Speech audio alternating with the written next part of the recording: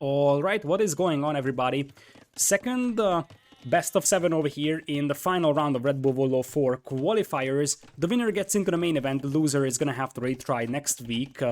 We will have BacT on the right side in yellow, and left side is gonna be Dogao. Dogao is gonna be playing Chinese in red, and the BacT is gonna be playing Mayans in yellow. Vikings and Britons were probably the initial plans for these players to play, but the opponent sniped those civilizations, and eventually we will take a look at the draft after this game, as we usually do. But for now, it looks like we're gonna have an Eagle plus Archer or Skirmisher opening, in fact, from BacT. Whereas on the other side, Dogao's gonna go for some interesting Vols over here, as he's opening Archers. Now, the truth being told, Chinese will be a great late game civilization because their late game composition is amazing, but early on I favor Aztecs or Mayans by a massive margin, because Meso civilizations will always be able to mix in some Eagles alongside their Archers, and Eagle Archer or Eagle Skirm is always superior to just Archer play. So in general, I like BacT's position a little bit better, and also Chinese won't get their extra villagers in Empire Wars if I'm not mistaken, otherwise Dogao would have more villas than BacT. So because of that, I would say, oh, that's a piggy! Poor piggy! This got lamed by Dogao, by the way. In case anyone wants an instant replay, we can see that happening. So basically what happened is that BacT was scouting with it, and Dogao is like, yoink! And he's just gonna kill that for some added advantage over here. Anyways, back we are with the live feed. Dogao did lose an Archer to the Skirmishers here, but as I said, this is why Meso civs are so dangerous in Empire Wars. The ability to add some Eagles early on and fight Vils, Archers, and Skirmishers at the same time is brutal, and I think BacT has caught the start a lot better than Dogao did here. I'm not really a fan of the Chinese civ pick for like early game for Dogao, and in general, I just feel like I like Mayans more here from BacT. I did mention this before the set started, that BacT had a pretty rough 2020 in terms of tournament performances. His stock started to fall, so to say, but recently BacT has been performing really well in tournaments. So I have to say that promising days are ahead of BacT in this one. He was quarterfinalist in Hidden Cup, and if he can beat Dogao here today, that's going to make him a pretty decent candidate to at least get back to consideration when it comes to top 10. Obviously, that's not an easy discussion to be had, but BacT is definitely back on track when it comes to, you know, becoming a top 10 player again. So now, he's actually going to out-micro Dogao here very nicely. Look at this. He picks off the Archers, and while it's not ideal to fight with Eagles against Scouts, it definitely gives BacT a chance to just harass the economy of his opponent over here, and with that, that is already the first villager being killed here, and more important, the cost efficiency of these fights are brutal for BacT. He is slaying all those expensive archers from his opponent, whereas he's also harassing the opponent. One mistake that BacT made here is not finishing off that will, that he actually had the chance to do it. Now, with the Skirmishers around, he can easily mix in Spearmen, and then Dogao is gonna have no answer to those Eagles or even the Archer Skirms. This is looking really good for BacT. Not because of the actual villager numbers killed, it's because of the idle time that he's forcing. Now, truth being told, BacT also has a lot of TC idle time and Will idle time because of this one. So while he's actively pressuring his opponent, his own economy isn't really in an amazing state either, but still, he's going to click up to Castle Age a little bit faster over here. Dogao actually is selling some stone to be able to click up to Castle Age, which also means that he won't be able to make a defensive tower anymore. Dogao only lost one will here, but as I'm saying that, he's going to lose the second one, and the third one, I just jinxed Dogao really badly over here. But even if I didn't, I mean, it was fairly obvious that BacT was putting so much pressure on Dogao, and it's -3 wills now for Dogao, make it even 4, and that's a disaster now for Dogao. That's the type of advantage that BacT needs, especially considering that he had more TC idle time or so. The players will reach Castle Age at approximately the same times, but now BacT is taking down the 5th will from his opponent, and that's 2 more weak wills over here that could die. Make it 6, and Dogao could easily snap that 7th will, or BacT could snap that 7th will over here. Very nicely done here by BacT, and as I said, He felt really rusty last year when I saw him in tournaments, but in recent memory he looked really sharp, and that's exactly what we're seeing from him today. Now he's able to get a good mass of archers, and another wheel could go down here from Dogao, but even if it doesn't, the idle time on Dogao's economy is brutal. And at this point, Dogao is going full reactive over here, just going for skirmishers. But I mean, his opponent is going to beat him to Castle Age, which means crossbowmen will come in faster for BacT, and he should be able to pick off those skirms. I think BacT just needs to continue with crossbows for now, force Dogao to go for a lead skirm, and when Dogao has a lead skirm, you could make a case for an eagle switch for BacT. Crossbow coming in. Interestingly, BacT prioritizes Boso and not Botkin arrow, probably because he didn't have the gold for Botkin, and a fast monastery on the front comes in here from BacT, so he knows that his opponent is probably going to mix in some knights as a meat shield, but reality is that Dogao can't even afford that. Dogao's going for Botkin and the lead skirm, but he can't even afford a single knight in this one. Now Botkin on the way for BacT. I don't see a university from him, so he's going to be playing this one without ballistics. For Dogao, that's going to be the same thing as well. So now we are going to have a bit of a dancing over here. Forward Siege Workshop from BacT. He's going to play very aggressive.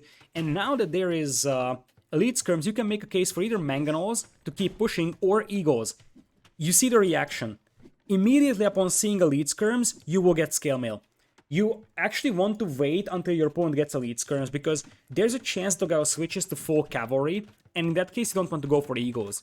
You want to see if your opponent actually commits to elite skirms by researching the text for them, like Botkin and the lead skirm itself, and then you want to switch into Eagles. So nice reactions there from BacT. Mangonel is going to come out and eventually he's going to be forced back a little bit, so wasn't ideal completely for BacT. And he's just not dropping his second TC while Dogao already added the second one himself.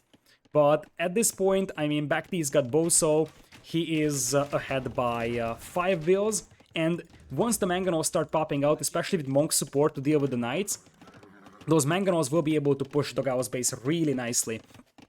Over here, as... is that Siege Workshop gonna be denied? It could be. Here come the Knights, Monks trying to come in and get some conversions. No conversions just yet for BacT up until now. He gets the first one. The Mangonel lands a big shot on the skirmishers, and I have to say that BacT is sort of stomping Dogao here right now. And indeed, Dogao just calls it, says, okay, that's over. And it was over, or at least it looked very much over. BacT looking really sharp. Not just today, but I casted his previous set versus Project Belgium yesterday, and he also looked really strong there. And I think the biggest problem for BacT in the last year was consistency. Some games, he looks like a top 10 player or top 8 player. Some games, he feels like, rank 100 player. If he can fix that consistency issue, he's going to be a very dangerous player. And it seems like he's on a good way to fix that because the last couple of games I've seen him, he has been consistently very, very good. He also mixes a very, very good aggressive playstyle with a good defensive capability. Yesterday versus Project Belgium, he was playing very defensive, and the main reason why he won is because his defense was stellar, and then he was able to counterattack. This time is going to be a very aggressive gameplay over here. I think that he had the Civ advantage, because Mayans in early game should dominate Chinese, but the execution was also very good from BacT. The unit control, the micro, everything seemed to line up very nicely here for BacT, resulting in the first game being won by him. We're gonna have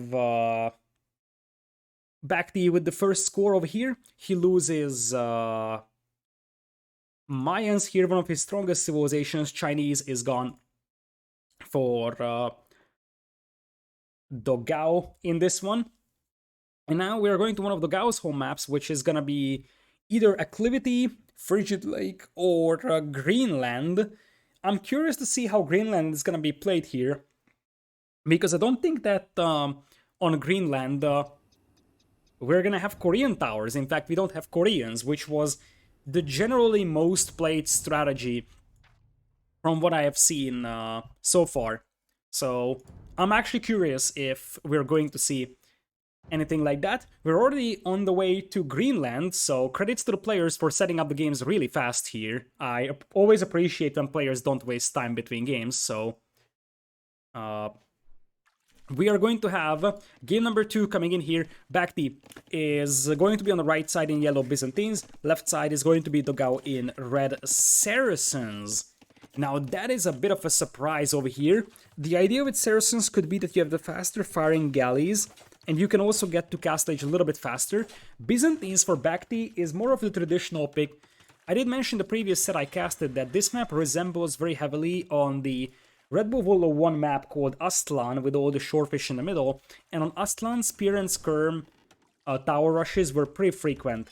The alternative is that Byzantines have very good fire galleys, so you could force away the opponent's galleys first, and it looks like fire galley opening will be the case here for BacT, and for Dogao as well. For Dogao, that's a little bit surprising because his Saracen fire galleys will be destroyed by Byzantine fire galleys, and the second dock is coming in here for BacT. So now, Spearman out here for the gun. One thing I dislike about BacT's play here is that he didn't actually go for immediately a Spearman. And you need that, to be honest. So you can't just go for ships only. You need to go for ships and land units at the same time as well. It is indeed worth considering that neither of the players went for Indians, and one of them actually drafted that. We have 5 whales fishing over here in the middle for BacT. Dogao is going to go for a defensive tower on his shorefish, which obviously is a big investment, but it ensures that he won't get pushed off very easily from that.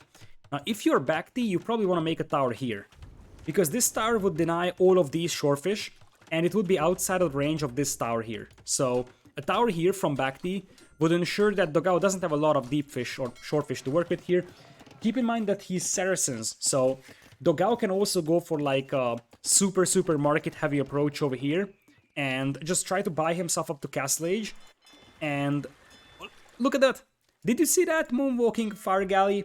I have seen moonwalking scouts, I've seen a lot of moonwalking units, but definitely not fire galleys so far. And what are these 2 whales up to? Are they going to drop a tower here? BacT doesn't shy away from dropping towers in the face of the opponent, that's for sure. And, oh yeah, one thing that we always have when we are casting BacT, it's pauses. Something that I completely forgot about. Dogao is buying stone here, so there's a chance that he wants to drop an additional tower here at some time. Right now, he doesn't have the army to do that, or this is what BacT was thinking about, a forward archer range. Now this will be uncovered by Dogao, so this is gonna be a very bad effort here. Well, not a bad effort, I like the idea from BacT, but this is gonna be a massive failure here, and he can be happy if he can save his whales. I think he will be able to save them if he runs for the water, because he's got the fire galleys. Although Dogao is massing a lot of galleys, and you see that Dogao is balancing his eco really heavily with market. So I think what Dogao wants to do is just get up to Castle Age real fast over here and go for the Saracen war galleys. Still, Castle Age is going to be coming in faster here for BacT after all. And at the end of the day, as I said, these wheels will survive. And BacT seems to be very resilient trying to get an archer range in the face of the opponent. That's not a bad idea, if you think about it. If you feel like you're going to lose water, it's a good idea to try and get an archer range on the opponent's side. But here comes the demo. The demo is going to get a decent connection.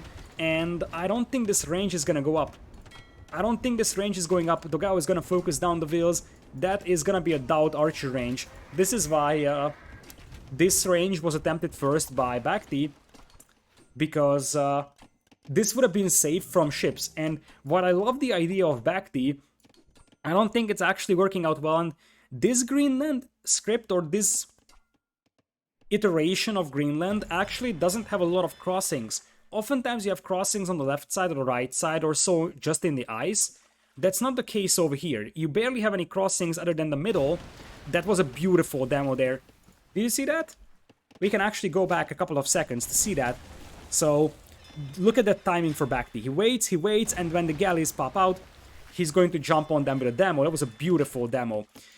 That being said, BacT still lost his fishing eco, and now you see that he basically has no farming eco, and from my experience, whoever loses the control over the middle is gonna have a hard time playing this one, especially because BacT loses a lot of wood for these sort of wasted archer ranges. The good news for him is that he's gonna beat his opponent to Castle Age by a minute, so if he gets the War Galley tech, he can get Fire Ship, and Byzantine Fire Ships will just absolutely obliterate all of these galleys. And I think that BacT is just making houses here to prevent a landing. Now, believe it or not, this map actually plays somewhat similar to Islands, because, as I said, you only have one crossing in the middle, so this might play somewhat similar to Islands from the perspective that you have to be careful about transport ship landings, or the alternative for BacT, which would be a great idea, to just go for a transport ship here and land on this side. Now, Dogao is going to be walled on this side, so I don't think that even a landing with, you know, an archery range would do much. But it would definitely make Dogao defend back at home. And Dogao right now doesn't want to defend back at home. Dogao is going full water here with the galleys, but now it's fire ships. And Dogao doesn't have War Galley upgrade just yet, neither does he have Botkin. And this is the moment where he's going to start losing those galleys. He's still going to be able to microwave to an extent, but he's going to start losing some of those ships as the fire ships derp out for a little moment. Also kill the spearman in the process. Dogao still, like, has a reasonable food income. At least he's got 6 to make his TC work, as he's gonna micro down all those fire ships. Fishing ships are back, interestingly. So he kind of feels like, okay, I have 3 TCs, that's cool, but I don't have the farming eco to make them work. So he's just going to drop a dock on the left side and go for some fishing eco. That could work, because I don't think that Dogao will be looking for a sneaky fishing eco on the left side. Whereas on the north, this range actually got finished. What? What? What on the earth happened here? When was this finished? This was finished a long time ago. Oh, that was the sneaky will. There was a sneaky will here, and while Dogao was fighting here, that will actually finished the archer range and now is making cav archers. What a play! This is actually very, very crucial, because now a couple of cav archers can be so annoying at the back of the wood line, and you see that this is what Dogao wants to avoid. Now, just 1 or 2 cav archers is not the end of the world, and the war galleys will eventually clean this one up, as the fire ships now come in to try and take them down, but you don't have the critical mass of fire ships right now. We're just trying to catch up to the live feed, that's why we were doing a little bit of a fast forwarding. That's the drawback of replays, that you gotta fast forward after that to catch up. As expected, BacT, despite having 3 TCs, he can't make all 3 of them work, because guess what? He doesn't have the food eco to make all of them work. Dogao is only 2 TCs, but economy-wise, BacT only has a 5 wheels lead. Still, some famous and well-renowned Byzantine cav archers with 0 upgrades are here to harass Dogao, and for the time being, this wood line could actually eventually be exposed to the cav archers, but that's not something that Dogao needs to be worried about right now. What Dogao needs to be worried about is a potential landing on the left side, I would say, with a siege workshop or so, because I think... Oh, that was beautiful. That was beautiful, and while Dogao was probably busy dealing with these cav archers, that was an exceptionally good demo hit there, in the middle of those galleons, or war galleys. And it's hard to pull off a demo hit like that, because guess what? The war galleys can snap them down from a distance, but that was an absolutely marvelous demo hit there. That nearly sank half of the ships of the opponent. And now Dogao's fleet isn't looking that super strong, so there's a chance that BacT can reclaim water. But at this point, what BacT needs to do is exactly what he would do on Islands. Go for an Imperial, especially with Byzantine cheaper Imperial Age, and go for fast fires. As I said, because there's only one crossing on this map, and because both players are playing water exclusively, basically, this game plays out just like Islands would, and because of that, you have to approach the game the same way as you would Islands, drop additional docks, go for an early Imperial Age, and go for fast fires to reclaim the water. That's probably going to be the idea over here. The demos, once again, that was a decent demo, but not as good as it could possibly have been. BacT lured those war galleys in here with the fire ships and tried to land a demo. Imagine if this demo popped out right now. I think that BacT sort of wasted a demo there, but I mean, Dogao still needs to be careful, because a demo here would sink the entire fleet of the opponent. Here, this range is eventually gonna go down, so that's the end of the story. It looks like Dogao will actually see the fishing economy here of BacT for now. There is the demo that is getting queued up, and Dogao wants to buy himself up to Imperial. I think if Dogao beats BacT into Imperial here, I don't see how BacT can actually go back on water. BacT needs Imp here, and he needs a lot of fast fires. He's trying to mass War Galleys, but that's a bad idea. What is that War Galley even? That's probably a misclick from BacT because he doesn't have any upgrades on them. So, at this point, BacT's best shot, as I said, is to beat his opponent to Imperial with Byzantines, even idle the TCs if needed. He needs to idle his TCs. He's got a University. He needs a second building, and then go into Imperial and go for fast fires. Now, it looks like Dogao is going to be the one to click into Imperial first, because his eco is not super weak compared to BacT's one. It's only 10 villagers deficit. And we are going to have Imperial Age coming in for him, using the market as well. Demos are still around for BacT, so it's definitely possible to pop this one out in the face of those War Galleys, and it looks like we're gonna have Dogao disengaging. Horse color better late than never for our yellow player over here, and Imperial Age is only gonna be like 10 seconds behind, and Byzantine fire ships, especially when many of those War Galleys are so damaged, are going to be very devastating. So now, if you are BacT, you have to pop out your fire ships first, and the demo actually gets an amazing hit here. What a hit. That's exactly what BacT needed. That was a beautiful demo there, and suddenly half of the feed for Dogao is going to be absolutely gone. And now, you're gonna have another redocking attempt on the north from BacT. He's gonna need fast fires immediately, but I think he needs to pull these wheels now to make docks here, because this is going to be delayed quite heavily. He still has quite a lot of docks on the left and the right. So at this point, I feel like BacT still has a good chance of reclaiming water. He's grabbing Careening for the extra Pierce armor on those fast fires. And Dogao's gonna go for Galleon, but Galleon is gonna need Bracer, ideally Chemistry as well. And I feel like there's a good chance that BacT could actually overrun his opponent here with fast fires. Now, I don't like that he popped out those ships from the dock. He probably wants to save them in the corner, but Dogao knows that he needs to jump on them before they're actually fast fires. In here, BacT once again queuing up some demos.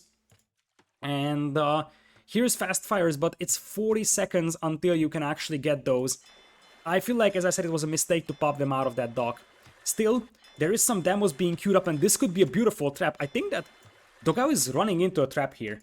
Leary, thank you so much for the raid. I appreciate that. Welcome to each and every one of your viewers. We're casting Redbull Wololo 4 here. So Dogao thinks twice before chasing down these fire ships, because he doesn't want to get trapped here in this corner. Has some more War Galleys coming in. He's got Galleon on the way, and Bracer is already in. But it is now Byzantine fast fires for BacT. This demo won't connect, and heavy demos coming in for Dogao. So that's his answer to the fast fires. This archer range is still standing, but it's eventually gonna go down, and these cav archers are just chilling. These will try to deny this gold mine eventually, but that's a long-term project for BacT there. So, as things stand, fire ships will pop out, and these are super dangerous with Byzantines. The question is how many heavy demos we're gonna have from Dogao in the next couple of moments. I also see Botkin and Chemistry for BacT, so we might end up seeing Galleons from him, because he knows that heavy demos will eventually come in. And here comes the first one. BacT's ships are kind of clustered up over here. The demo... Uh-oh, that was a decent hit. Not ideal, but still, some more heavy demos are coming in. Demos from BacT actually end up having some nice connections, but not satisfactory to win the fight. And that's basically the summary of this game so far. Every water fight that BacT takes are okay, but not enough to win the water for him. Maybe he needs to wait a little bit more to mass his fleet or so, because it kind of feels like he's trickling in some units here instead of like massing a big group. It's always like 4 or 5 fast fires, and they just get destroyed by the Galleons here.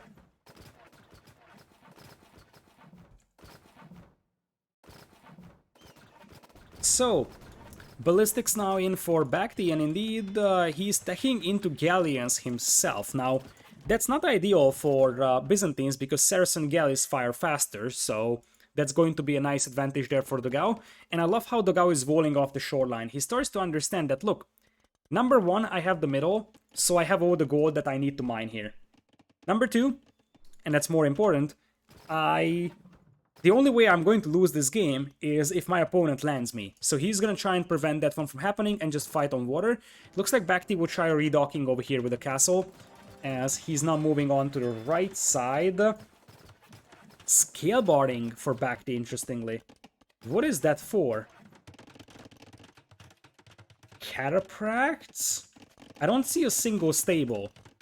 So unless scaleboarding is a mistake, that can only be cataphracts right now. But why would we go for cataphracts over here? Scaleboarding, okay, it got cancelled. I got scared for a moment that we're going to see cataphracts on a map that is going to be exclusively about ships. So I cancelled it. Probably wrong hotkey in that case. So Galleon's gonna be in here for him. He's got careening as well. Something that Dogao never actually got. So that's a bit of an advantage over here for BacT in that water fight and guard towers. So it looks like we're gonna have an Imperial Age tower rush over here. That could work.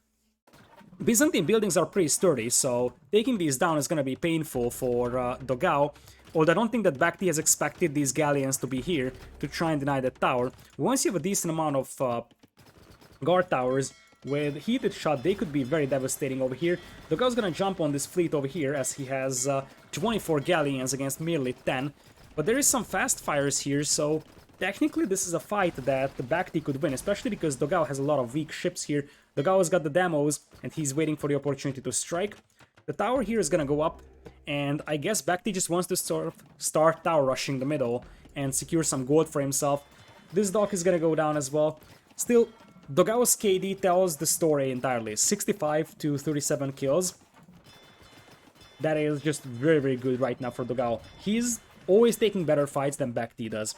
And considering that BacT has no foothold on the opponent's land, it's very possible that Dogao can just sort of camp this one out. I already see cannon galleons being queued up to take down these towers. And it very much seems like BacT is going to try to sort of establish some control over this island in the middle with some guard towers, some docks. As we have the big fight on the right side, fast fires will now jump on the galleons, and this is not a good fight for Dogao. He's going to have to retreat here a little bit because he needs to take down those fire ships that soak up the arrow fire first. On the left side, we have the castle being shelled by a cannon galleon, but I mean, these are Byzantine castles, so they will hold for a while. These have 7,000 HP. Same thing with the keeps. They will be pretty hard to destroy.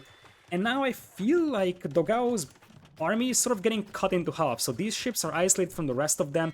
Elite cannon galleon in for Dogao, as he's probably going to lose his fleet on the right side. It's 16 galleons versus 16 remaining as well. Now it's careening though, so I guess Dogao's going to have enough to at least have an even fight over here. Still, the problem for BacT that I'm seeing is that I just don't see how he could actually move forward with this game. He never was able... The blockade runner. That's the plan here. He tries to transport some wheels. The galleons will try their best to take them down, and one wheel goes down. Jukes the second volley. Look at BacT just juking the arrow fire here. Another one goes down, and this lady is also gonna be dead. That could have been scary for Dogao. If there is some sort of forward establishment going up here that completely changes the game. But currently the big deal is that BacT was never able to win water, but he was also never able to get a successful landing on the opponent's side. And I just feel like from this point, and it's galleon versus galleon, and Saracen galleons will eat up Byzantine galleons in this one. And for a while now I haven't seen BacT being able to counterattack. I think Dogao now in late game has a bit of a civ advantage here as well. I just don't think the Byzantines were played in a way that I imagined them to be played here. I would have thought it's gonna be like a spear and skirm, or maybe just spam spearman, go for fire galleys and towers in the middle early on. That's what I imagined here for Byzantines. But I didn't think that they would just go, you know, into Imperial style play. BacT's holding, but he's never going to win this game if he doesn't break out from his own island, but I just don't see him being able to do so. He needs to win the left or the right. One of those are needed. If he wins the right, he could land over here and he could potentially be threatening to the opponent. Or same thing for the left side. Oh, look at the synchronous fire of those galleons. That's beautiful. They're all firing at the same time. That looks so cool. So now, I feel like this army count just tells you that this game is very much over. The production isn't really there either for BacT anymore. He's got so many fire ships queued up on his buildings. Dogao is very, very good when it comes to pure water fight, and I already see Siege Ram coming in here from him. And Siege Ram would just be great to soak up Galleon fire or just knock down these buildings flat out. Cannon Galleons take down the castle here. They can start shelling these markets, these universities, or just take down the towers over here that BacT is trying to build to prevent his opponent from reinforcing the north. But it looks like BacT just wants to jump on his opponent now with a bunch of fast fires, but he's even housed. So he can't make the fires because he's housed. And we're looking into 66 Saracen Galleons versus a combined army of 16, some of that being monks or so. Shipwright coming in for BacT here, but I feel like that's a little too late for this one. So, yeah, that feels like that's gonna be the end of the game. I mean, the fires will still take some of the galleons with them, but the next wave is something that BacT is not gonna have the resources to fight against. So, all of this is gone, and now we're just waiting for BacT to call the GG here. He's got 2 army. Arrow slits for him, so he really is believing in the power of towers, but I mean, at this point, BacT can just, or Dogao can just sit back and chill. Sit on the extra golds that he has over here and just take down those towers with cannon galleons. He doesn't even need to do anything complicated, just sit in the middle and wait until his opponent runs out of resources entirely. Which raises the question that I had with this map before, that I think this map in late game could be very, very stalematey.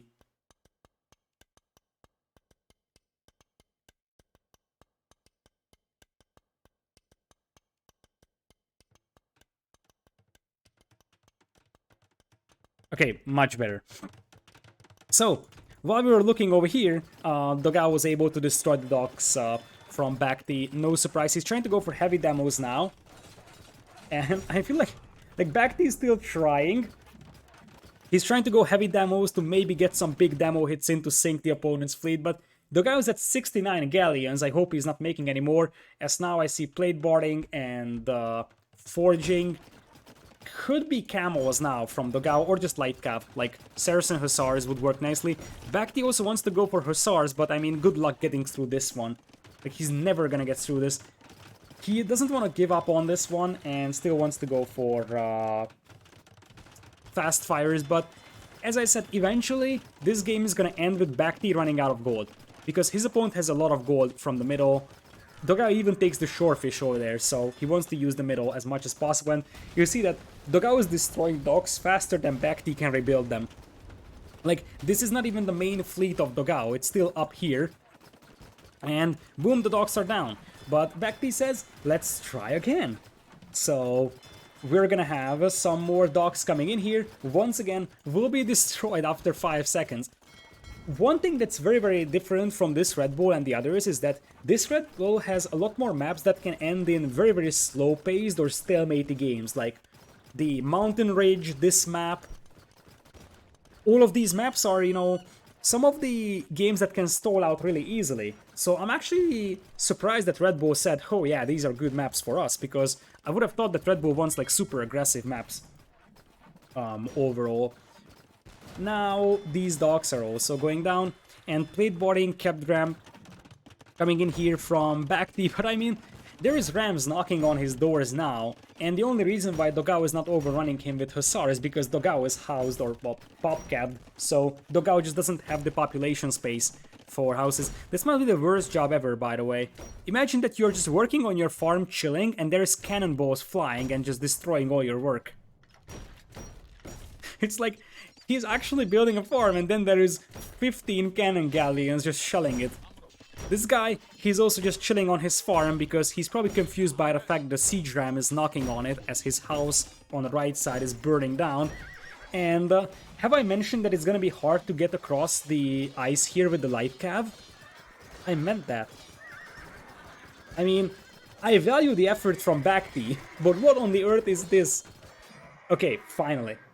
So it appears that BacT believed that maybe a light cav raid can save him, and normally it would be a thing. Let's talk about this for a moment, because this is actually a relatively unique map generation for Greenland. Usually, it spawns with some crossings on the left side and maybe even on the right side as well. It wasn't the case for this scenario. It actually was a very, very narrow land patch. If you take a look at this one, this is the surface area that Dogao has to defend. And for BacT, it's a lot more exposed. But the idea here is that if there were more crossings, Dogao or BacT could have tried raiding a little bit more. But considering that there was only one very narrow crossing here to Dogao's base, Dogao's galley play worked out a lot better here. And there was just no chance that you can ever get this cavalry to Dogao's island. There was just no chance that you actually squeeze them through here with castles, towers, whatever. I mean, Dogao could have had just 5 heavy demos patrolling here, and you never get through any units. This game was over for a long, long, long time. Like, basically over, like, at latest over here.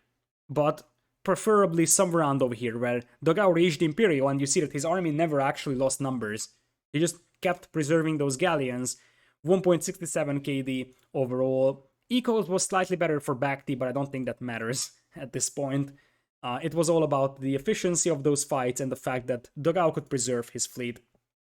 And with that, game number 2 is in the hands of Dogao, so he strikes back on his own home map, and we will have to cross out the 2 civilizations over here.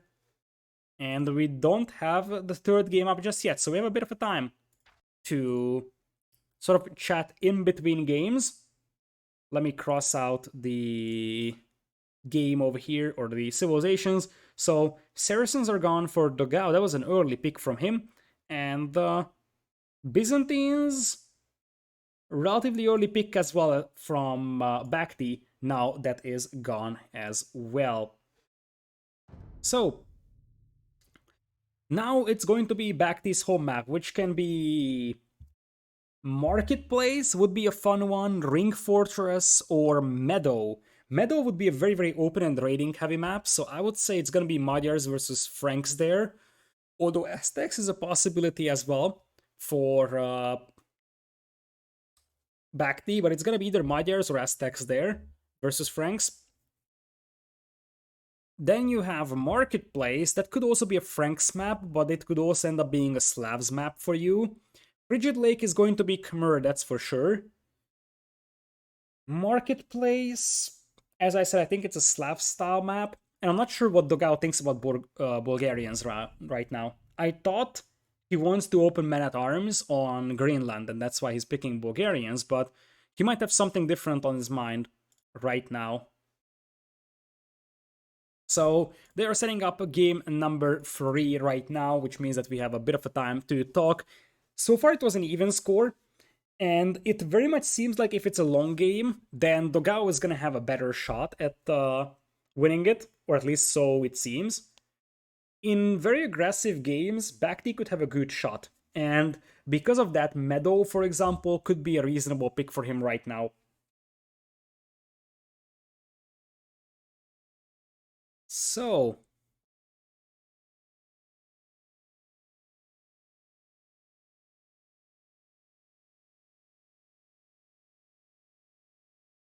let's see if we are launching or not. Okay, both players are in, and we're going to Marketplace. So, Marketplace is a very unique map of Redbull Wololo 4. I really love the concept. It has neutral markets that you can trade with, so you can't actually run out of gold on this map. The bigger problem, I believe, is that the map is relatively open at the beginning, so I don't think that the games will last long enough for that trade to be reasonable or justified. So the idea is great. I feel like if the map had a little bit less gold, it would be a very, very intriguing map. This way, I don't think that the trade is gonna have a big enough impact, so to say. So, it seems like both of them are in the lobby right now.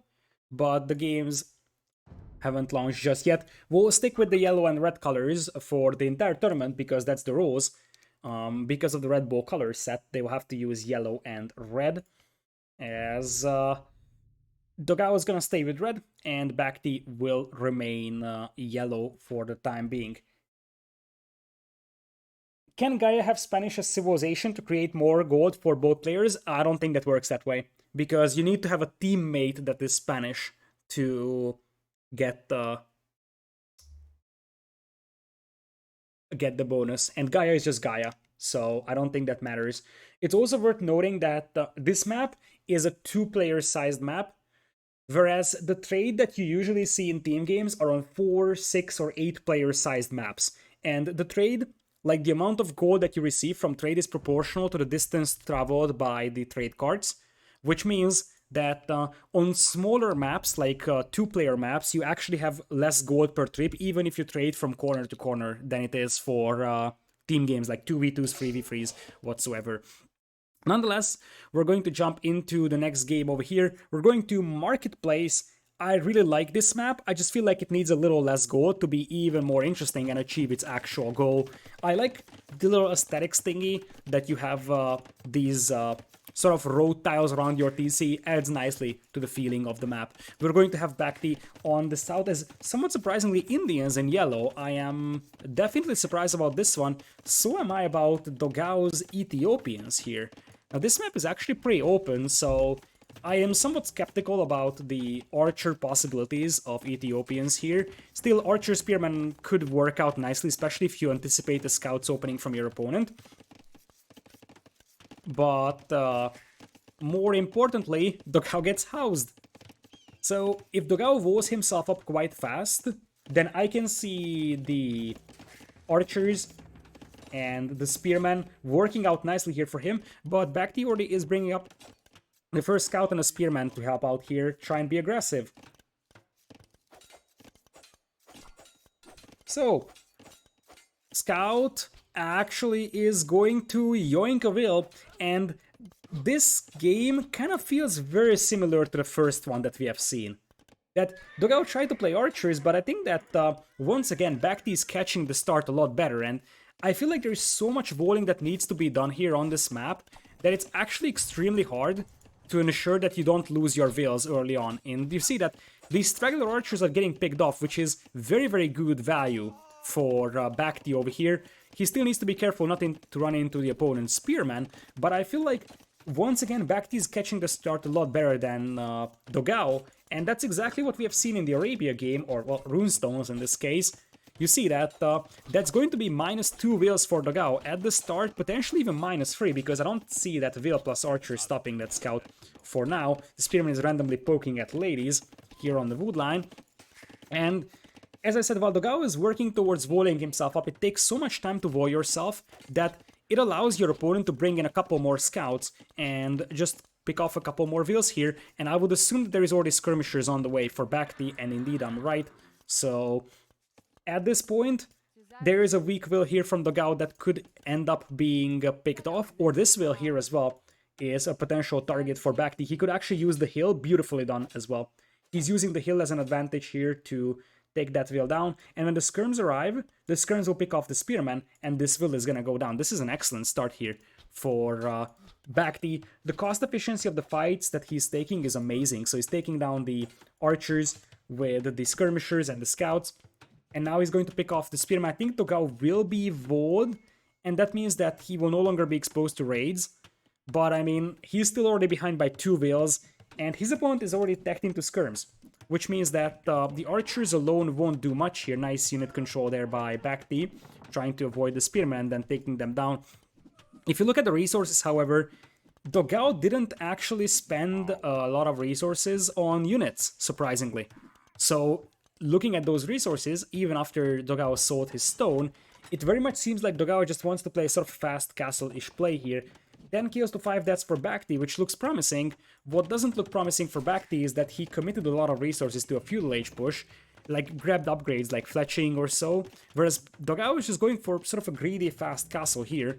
So At this point, BacT is gonna have to find a way up to Castle Age himself, otherwise he will be in trouble against Ethiopian crossbows, and because his opponent is going with the stone styling strategy, it's probably gonna be a very aggressive forward siege workshop and University Ballistics style play from our red player Dogao.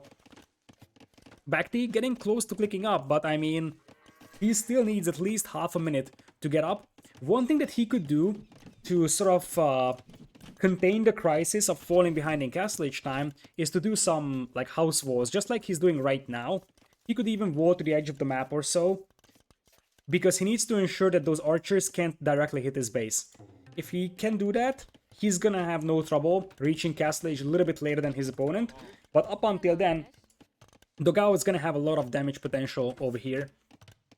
Still, BacT tries to get into the opponent's base, but that seems to be somewhat impossible right now. Dogao's defense here looks pretty solid for the time being. I like this move from BacT as well. He has these archers on the hill, and he's firing down hills against this pause side wall. He clearly sees that his opponent is massing archers back at home, so I am like 80% sure that BacT knows that his opponent already clicked up in this one. Whereas down south, BacT is still not really walling himself, he's making archers, and we could still have elite skirms now for him, but as I said, this is the problem that now BacT is facing. He's like, okay, now my opponent is up to Castle Age and I'm 2 minutes away. And if BacT starts moving up with the crossbows, I don't know how BacT is gonna stop this one, I'm not gonna lie.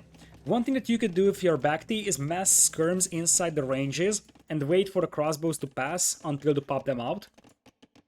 Because this way, you could make sure that, you know, Dogao will try to avoid getting close to these, otherwise he will get destroyed by the skirms. Skirms will have +1/+1, which slows down the crossbowman push of Dogao, and BacT is actually microing pretty nicely over here. He needs to delay, and he knows that. Ballistic's already on the way for Dogao as expected. This is going to be a very aggressive play from him with the stone being sold. So the question is, can BacT survive this aggressive push? Because if he can, he's gonna be in a way better spot. So if he can actually get to Castle Age and get to Elite Skirm, he's gonna be all good. Dogao is closing the distance, and I'm not really a fan of BacT also making a couple of archers. I think he needs to go pure Elite Skirm for the time being. He should know that Dogao's eco is relatively stretched out, which means that Dogao's gonna have a hard time replenishing archer numbers or tech switching into knights in case he goes for full elite skirm. So he can go for full elite skirm here. He was trying to hold the hill as long as possible, but now he's gonna go for elite skirm and the botkin. The crossbows are getting dangerously close to the wood line, but now BacT can fight this one. BacT still doesn't have ballistics, whereas his opponent does. So with good micro here, Dogao could win this, and indeed Dogao is moving in. That's going to be 1 will, 2 wills, 3 wills, and potentially 4 wills picked off by Dogao. That's excellent value there for his army. And, well, eventually his army is going to get cleaned up. That's exactly the type of value that you were looking for when you go for like an early Castle Age aggressive push here. BacT dancing around with the wills to avoid additional ones from being picked off. And now Dogao will disengage, and we already have a forward siege workshop coming in. I feel like Dogao's pressure here was exceptionally good, and now he's buying back the stone that he needs to go for the additional town centers. I like Dogao's game plan and execution here really, really much. He doesn't have Horse Color. BacT does have that, but BacT doesn't have Boso up until now. A couple of archers are running past, and the skirmishers with the hill advantage will take down some of these crossbows. It looks like Dogao is content to fight this one. The main question is if BacT spotted the siege workshop. And the answer is not. BacT doesn't know that there is a siege workshop in his face, as look at this TC from BacT. He just needs a safe wood line, but I don't know why he's not placing a TC here. Maybe he's afraid this is gonna get pushed by Mangonels and he just wants a sneaky safe TC at the back for the wood line, but I don't like that at all. I mean, this is a so small wood line, and after that, this TC is going to be completely obsolete. as now the skirmishers will have to try and prevent those crossbows from picking off additional wheels. BacT zigzagging left and right, as Dogao is trying to go for a further away wheels. Another wheel goes down here from BacT, as Dogao is going to pick off another one, so make it 7 wheel kills. And look at this, BacT is going to get pushed on his wood line again. He's going for camels to deal with the mangonels, but these camels only have 1 pierce armor, and those are Ethiopian crossbows firing down hills. The camels will take down the mangonels nonetheless, but now it is an 8 wheel kills to 2 wheel kills advantage here for Dogao. A massive advantage, I must say. So Dogao is at 53 wheels, his opponent is at 46, and Dogao does have wheelbarrow and his opponent does not. So massive economical advantage here for Dogao. Nice trap over there from BacT, popping out the skirmishers in an effort to try and trap that army. Nice ground attack from Dogao in exchange. Try and hit the big group of skirms. Also catches the edge of that group again. And that's a beautiful hit over there from Dogao on top of the skirmishers, and even bigger. Oh my goodness, this could be the game here. Because, well, BacT was already on the back foot. Now that is no army basically for him, and indeed he immediately calls the GG. I mean, even without those mangonel hits, I think that BacT was behind, but that basically is going to ensure that there is no defense here left for BacT. So he lost all his army, and he's got no tools to defend his wood line, for example, over here. And with that, it looks like this super aggressive Castle Age play works out better for Dogao. He wins the 3rd game, and now he's got 2 in a row, takes over in this set for the first time. Obviously, there is still a lot more games to come, but it is definitely promising that, at least for him, that he has now taken the lead. We're now going to the second home map of BacT though, and the problem for BacT is that he just lost one of his home maps. So it's not something that he was probably counting for. Quickly take a look at the draft. Let me cross out Ethiopians here for Dogao, and BacT is going to lose Indians. Indians was an interesting Sith pick over here. I wasn't really a big fan of that anyways, but now we have Ethiopians victory here for Dogao, and BacT can choose Eruption or Meadow as his home maps.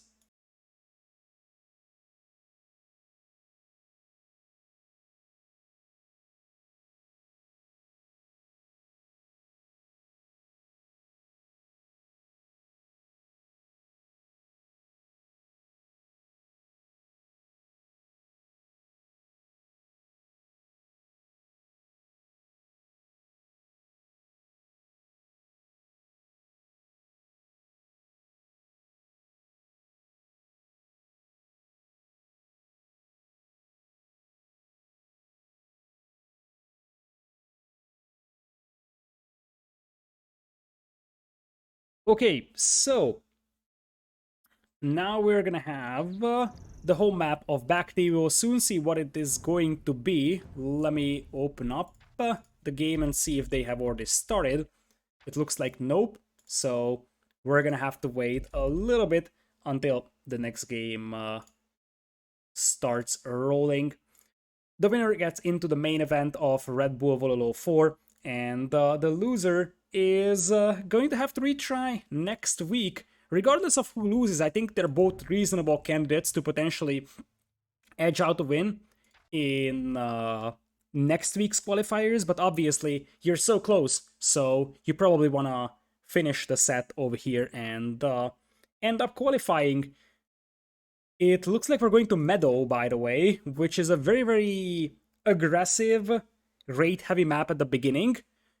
However, it depends on how you can use your mobility, because while the wood lines are relatively far away from your starting base, a defensive tower usually prevents any aggression on those. So it's more about the scouts and generally cavalry play that you can use to raid the opponent's berries, gold mines, and so.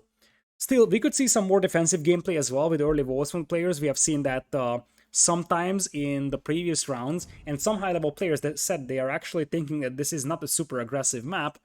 So we will see what game plan do we have here from the players. So let's see. We will have Berbers, Khmer, Slavs, and Bulgarians remaining. Slavs feels like a fairly natural Civ pick here. Other side is probably going to be Magyars now. So let's see if the game has started. I don't see it just yet, so there's gonna be no game for now. After this one, we have 2 more decider sets, and as I said, next weekend we're gonna do the exact same thing once again, starting with Saturday, huge amount of early qualifier rounds, and then Sunday the decider sets or decider games of those qualifiers.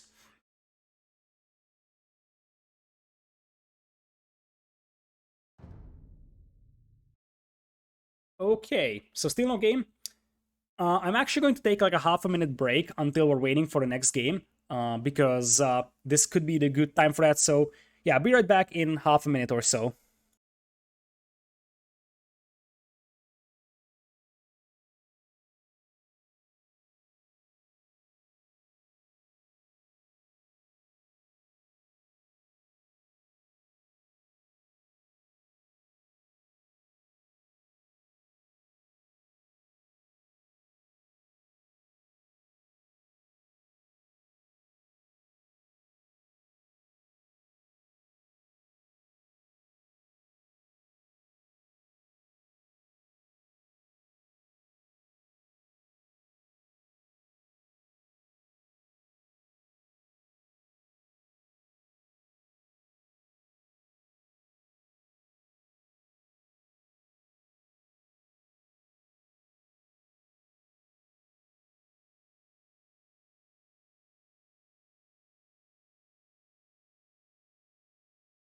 Okay, so let's see. Still no games up, apparently. So we're gonna have to wait a couple more moments to see if we have a game.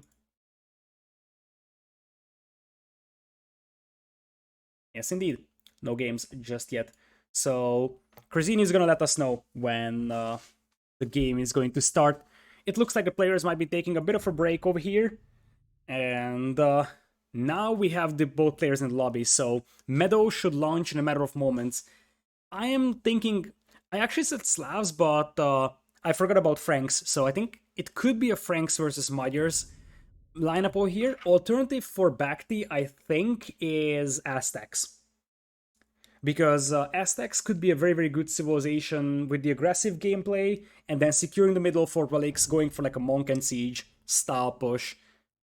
Aztecs Magyars seem to be the top Civ picks for Meadow for BacT, but it's easier to just look at it ourselves, and it looks like I wasn't wrong about the Slavs here.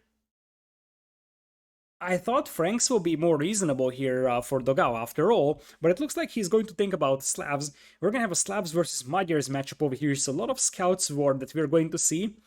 I would assume that Dogao will try to play a little bit more defensive and go for early wars and try to harness the farming power of Slavs, whereas on the other side, BacT is going to have to use his power spikes, so early Scouts with the raids and then early Castle Age Knights with +2 attack is going to be the most dominant part of the game for BacT. Once we go deep into Castle Age, I would say I'm starting to prefer Slavs by a massive margin.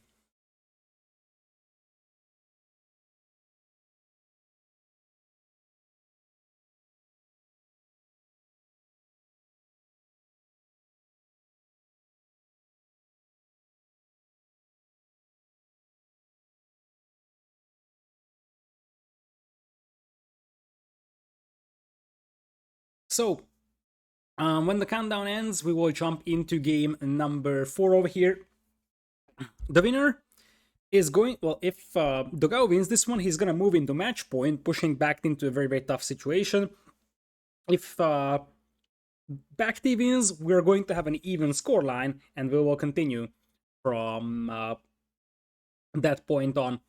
Okay, so let me fire up Capture Age, and we should be good to go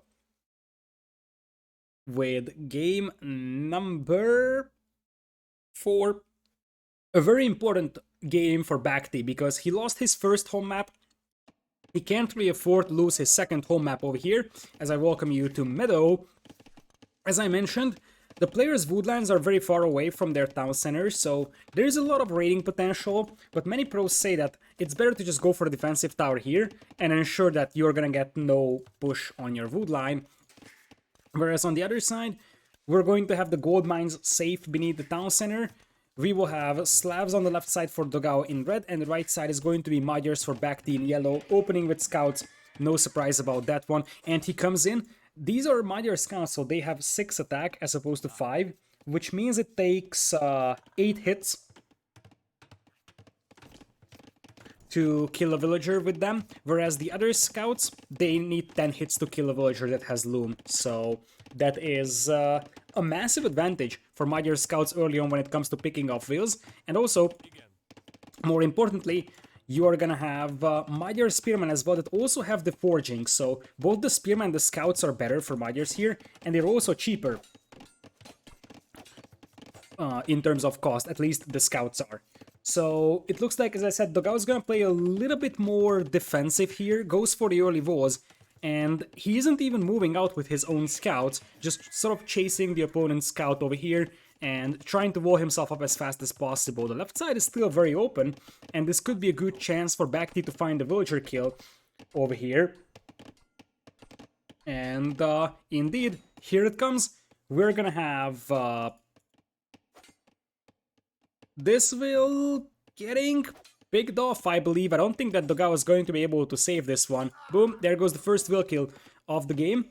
And BacT, I think that this map is very, very suitable for an aggressive scouts play, and so far he's doing that very nicely. Keep in mind that Magyars don't have an eco bonus, so Slavs might be able to survive being one wheel behind compared to Magyars once you get to the stage of a lot of farming eco. Now Dogao is actually going to have to go for a lot of spearmen and scouts, which means that he actually forgot about horse color, and that's not going to be ideal. He doesn't have horse color on his farms, neither does his opponent BacT, but BacT is only at 5 farms.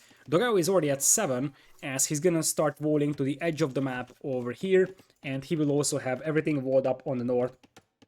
So, now, Dogao is gonna be full on food. I like how he's also sending out some veils to the hunt, which is gonna give him a nice low boost in terms of food count.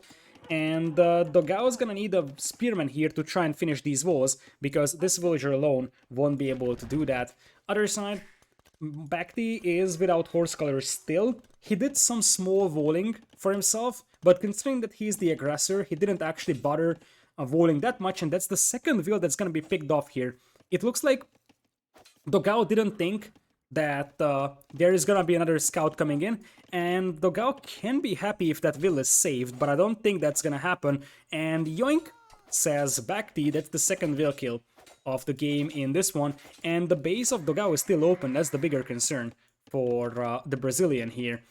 I see an archer range for BacT, and what I would love to see is cav archers eventually from Magyars, because Slavs will struggle quite badly against cav archers here, and everything would be set for BacT to do that.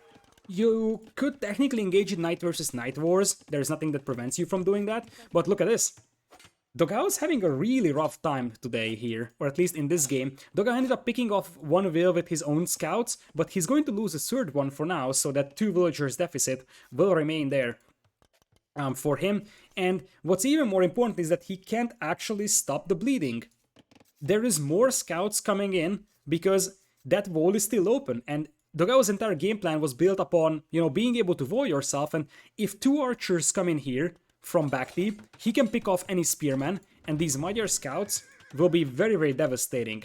So, as long as those walls are open, BacT should have a very, very nice chance of just steamrolling through the eco of his opponent. BacT will not be able to stop this gate from going up though, and that means that this push is finally going to stall out.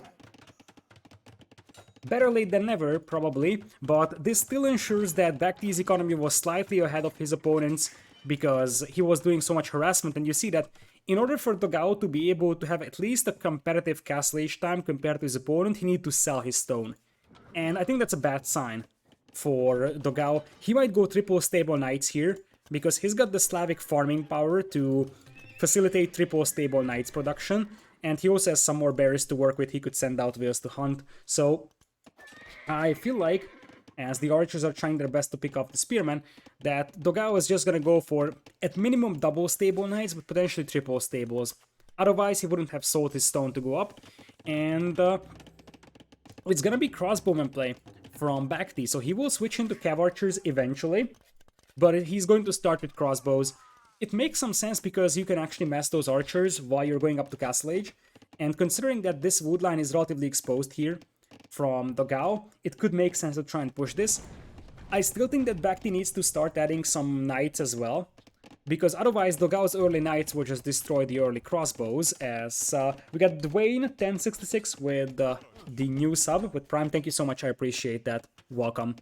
So, speaking of Dogao, his second stable could also be denied. This game is looking really grim right now for Dogao. It looks like we're not even gonna have crossbowmen, so this is just a few initial archers, and I wouldn't be surprised to see cav archers popping out immediately. In this case, I don't like getting that many archers in. If you made more than 4 archers, might as well get crossbowmen for them and just stay on crossbows for a little longer. Nonetheless, that's the second stable up for Dogao, and as I said, now you need to mass cav archers, which takes some time. You will need husbandry really fast in order to be able to avoid getting overrun by knights, as these scouts are trying to get some veil kills here potentially on the wood line. They have bloodlines and +1/+1, so they're actually pretty sturdy, but this is why I think that BacT just needs to make a couple of his knights. He doesn't need a lot of good upgrades on them, it's more about using those knights to be a meat shield in front of his cav archers. He's got +2 attack. Even without bloodlines and defense upgrades, they are going to be at least competitive in a fight against these knights that have bloodlines and +1 defense. And by the way, on the north, with this scout and archer while Dogao was distracted, BacT bashes his way through the walls, and that allows those cav archers to roam free inside the base of Dogao in the future. And as the cav archer numbers start to rise at a quite rapid pace, this is gonna be more and more concerning for Dogao. Fast bloodlines here for BacT. I would have preferred fast husbandry here, to be honest, because he wants to run away from those knights a little faster. But bloodlines is alright as well, as those knights now have +2 defense. This is not a fight that BacT wants to take. Still, he takes down the majority of the cav archers. Look at this, archers now hitting Dogao's wood line, and Dogao's eco is all about inefficiency right now. I mean, he's not actively dying, but his eco is very, very inefficient, and his opponent just has a chance to just keep spamming those cav archers. And over time, those cav archer numbers will rise to an extent where it's gonna be almost impossible for Dogao to do anything against that. He could try playing scorpions here, but even then it's gonna be grim because mobility advantage is on the side of BacT. He already has husbandry? Okay, cool then. I missed him researching that. If he did, then praises go to him, because I think husbandry here is very important for the cav archer player. Being able to run away from the opponent's knights is invaluable. Now, here's the deal. He doesn't have ballistics or thumb rings, so hitting those knights that are diagonally running away from him is a little bit challenging. And I think he would also be better off if he tried to harass this wood line from the back simply, like here. He doesn't need to commit deep into Dogao's base because Dogao is getting a lot of knights out, and it's only... it's actually triple stable knights. This is what I was referencing to, that I think you need a couple of your own knights to act as a meat shield. Still, remember that this is not Huns, this is Magyars, so Magyar cav archers will be better than Hun cav archers in Imperial once they get recurve bow, in terms of quality at least. But in early Castle Age, Hun's cav archers are way better from the perspective that you don't need to invest that many resources into them. So the thing is that Magyars don't really have a great economy, so facilitating a triple range cav archer production is not easy. As BacT actually wants to go for relics, I approve that idea. He knows that he's got sort of a map control advantage and he's the one that's the aggressor.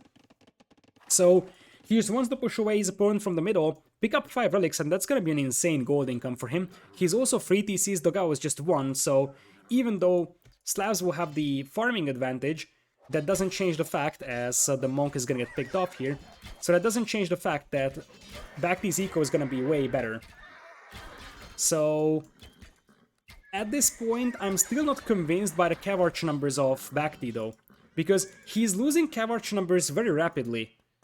And like he's losing them faster than he can replenish them, as he will need some monks to get some conversion on those knights, or his own knights as a meat shield, but he needs something that sort of shields those cav archers from the knights until he gets to like 15 more cav archers. Once he gets to like 20, 25, 30 cav archers, this is gonna be a lot easier for him to fight, but until he only has 15 cav archers that are even lacking defensive upgrades, if those knights can close the distance, they can just absolutely annihilate those cav archers, especially because the cav archers are missing a crucial upgrade, Thumbring. Ballistics is also missing, but in this case, you probably want the firing rate more, and because of that, Thumbring would be very, very valuable here for BacT. Still, BacT is at an 11 villagers lead now, as that just keeps growing and growing. Dogao is still playing 1 TC, so in the long run, BacT has a fairly considerable advantage right now. Some knights coming in here for some raids.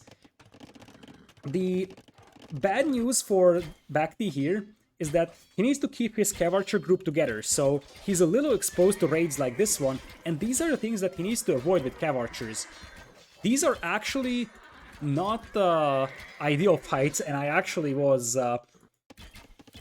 even underestimating that. These are awful fights for BacT. He can't afford to lose his cav archers, and guess what? Dogao comes in with a couple of knights and kills a lot of vills. The good news for BacT is that he killed some on Dogao's wood line as well, but I just feel like BacT is not doing a good job at preserving his cav archer numbers. He's stuck at 11 CA, and with cav archers, it's all about preserving that big group of cav archers, and I just don't see that happening for BacT. He's very exposed on the right side, and the knights can just, you know, have 2 knights detached and raid here, 2 knights here, whereas with the cav archers you need to keep one big group of them, and that could allow Dogao to start raiding the opponent's economy quite heavily over here. I would really love to see BacT adding some knights himself. His opponent has +1/+2 bloodlines, he has bloodlines and +2 attack. So basically his knights are actually competitive against the knights of Dogao, and they would be perfect to just chase down 1 or 2 knights over here that are rampaging the eco of BacT, who lost 2 more vills over here at minimum. He's still with the vill advantage, but I just don't like how he's losing his cav archer numbers in these small groups, because he doesn't have any meat shield in front of them. And as I said, Thumbring is still missing, unless I actually missed him researching it, but that seems somewhat unlikely, because he just got ballistics a couple of moments ago. Ballistics obviously helps quite a bit, but the firing rate would be essential here for those cav archers. He can't really afford it though, because he only has 9 on food, so he can't even afford 3 TC vill production. And I think these are the fights that he kinda needs to avoid, but guess what? Dogao now sees the blood in the water, and he's the one starting to pick up relics, and that's a beautiful fight for Dogao. Getting some nice scorpion hits in here, and flooding the opponent with the knights. BacT is gonna have a very hard time preserving those cav archer numbers, and because now he has to defend, the scorpions will be great units here. As long as BacT was the aggressor, and he was the one that forced Dogao to defend, BacT could use his mobility and just outmaneuver the scorpions, but now that he has to defend, he's gonna have to take straight up fights against the scorpions, and that's not something that he wants to do. And honestly, his cav archer numbers are just being ground down so heavily here. He's still stuck at like 20 something cav archers, and Dogao is inching closer and closer to pushing him. Finally a knight pops out from BacT to try and snipe the mangonel, and then it turns back. Eventually the cav archers finish off the mangonel, but at this point BacT is in a tougher and tougher spot, because his villager lead is only 11, but remember, he's up against Slavic farming, and eventually Dogao is sitting on 3 relics already.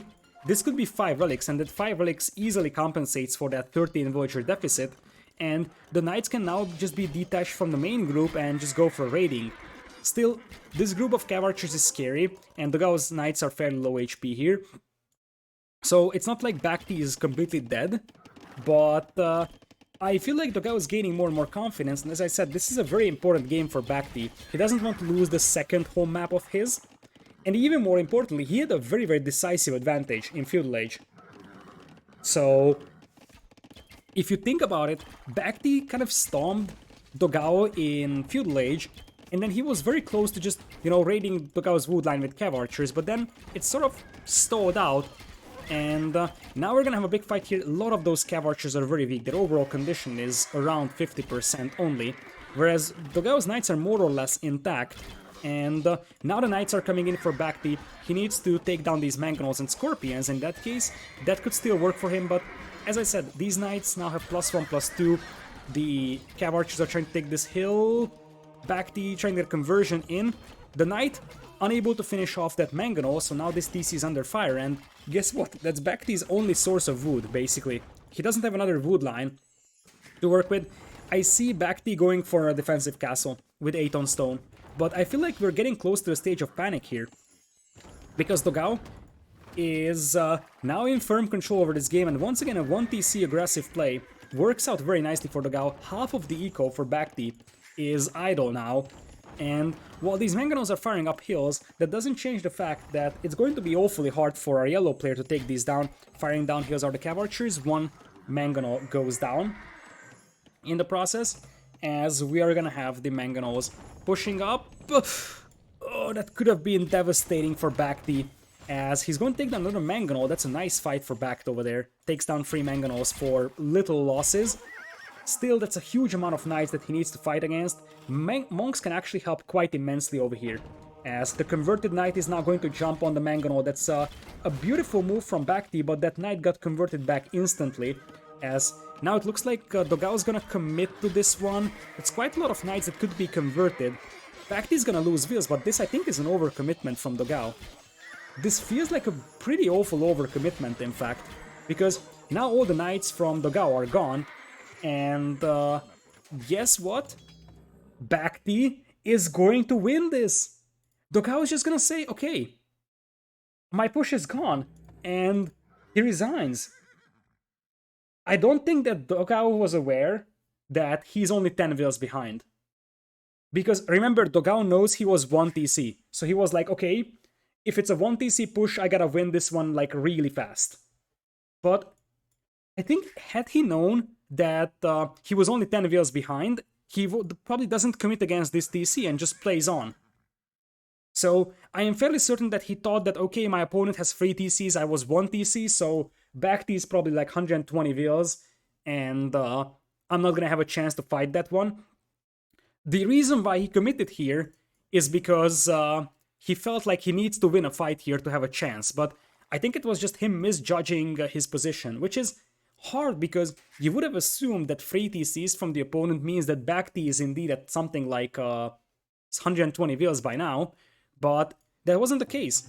Dogao, especially with the 3 relics that could be 5, if like he's forcing engagements here and he sneakily picks these up, he actually had an even eco compared to BacT.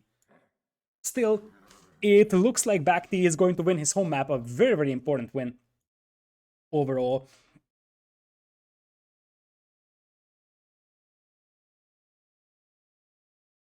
So, let's see a little bit of a stat graph here.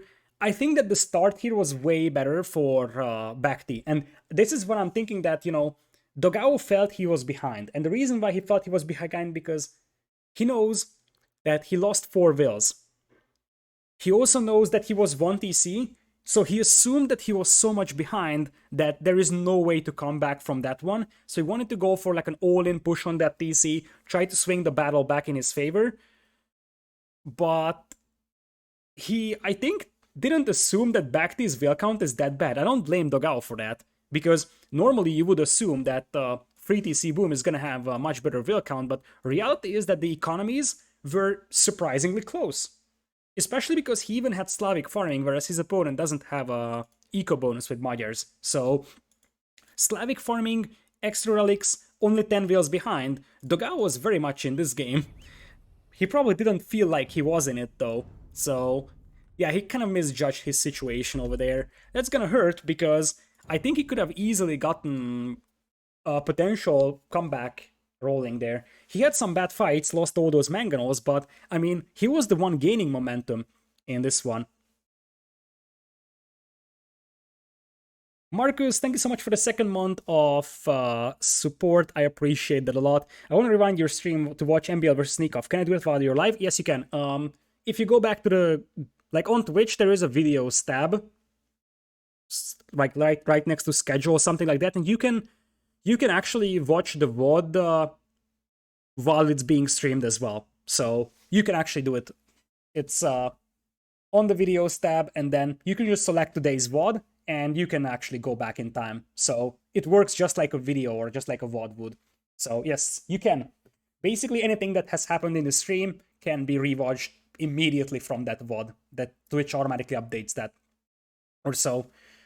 So even Steven situation right now in here, as we will go with Slavs being gone for Dogao, and the Myers will be gone for BacT. Myers is an early pick here, so he was counting on a win here. And with that,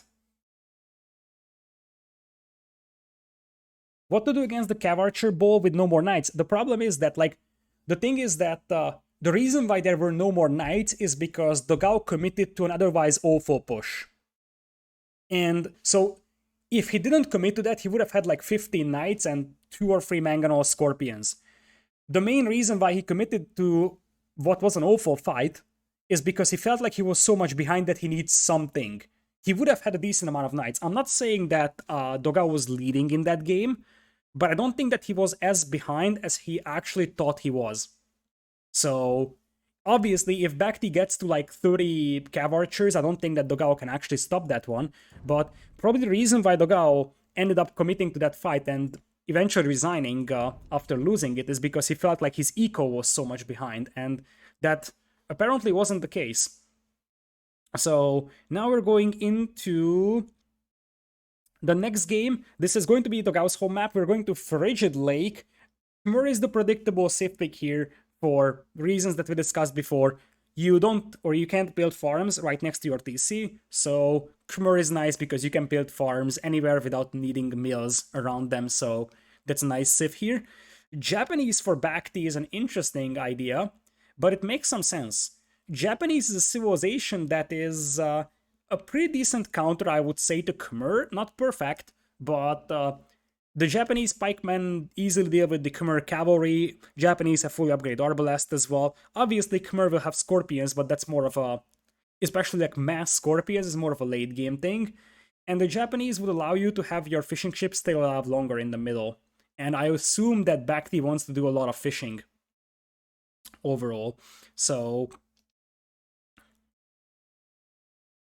with the countdown going down, we have game number 5 over here, as we will jump into Frigid Lake. I mean, not in literal terms, because it would be kind of a chilling experience, so to say, as we will have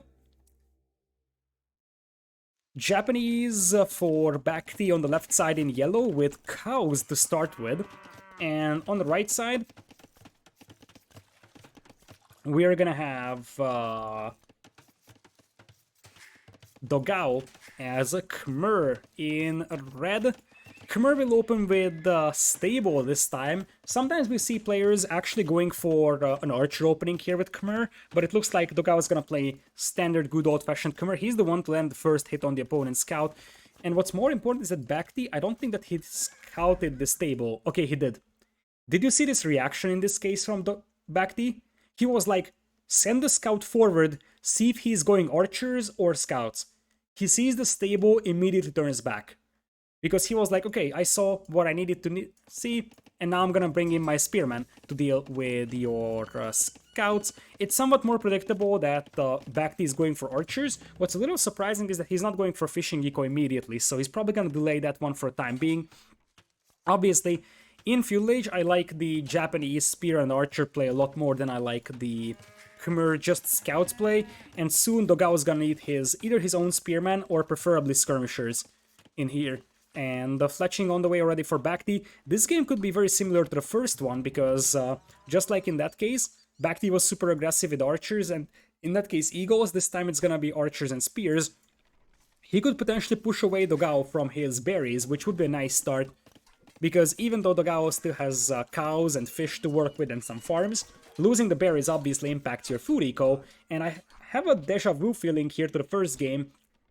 It's not like this is a lethal killing force, but it's annoying and it pushes away Dogao from his key resources. Now, Dogao also has 3 scouts inside the opponent's eco here, so BacT's gotta be careful because Dogao just ran straight past this TC here.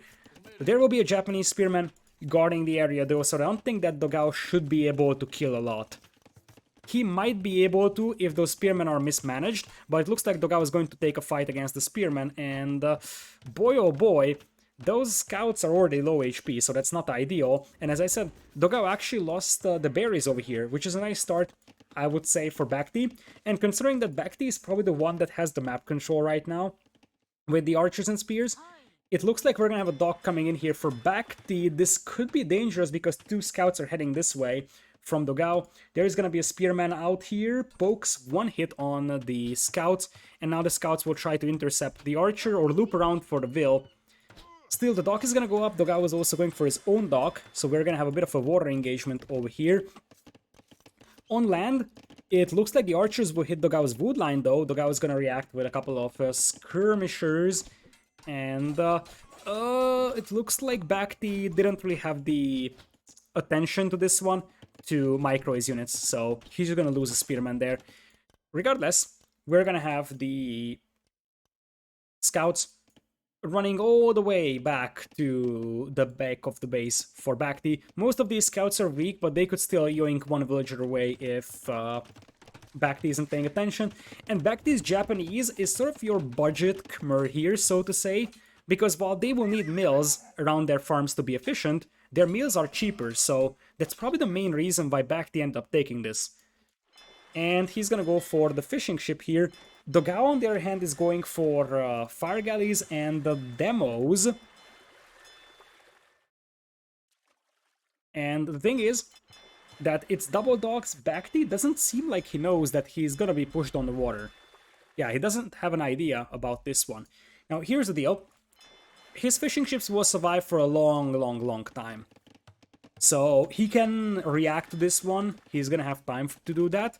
And because Dogao is investing very heavily into naval combat, into skirmishers, scouts, it's likely that BacT is going to beat him to Castle Age. You see that the resources are looking way better for our yellow player right now. Spearman also getting some hits in on that fire galley, and oh boy, here comes the demo. Here comes the demo, and BacT is gonna have to evacuate the lake here really fast. Did you see that? He's using the fishing ship to block the demo and make sure that these archers will survive. As I said, these fishing ships survive a lot of punishment, but still, they will eventually go down.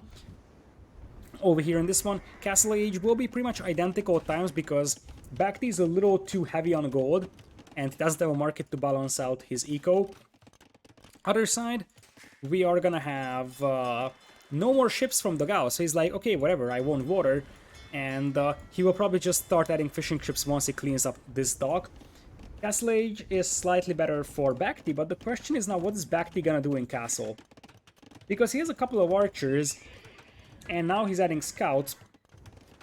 But I feel like if this game goes into like a slow stage, and we're going to see a very passive Castle Age from both players, then Dogao's Khmer will start becoming more and more powerful with the amount of farms increasing, and also the fact that he will probably have water control, so he's gonna try and get some fishing eco in as well.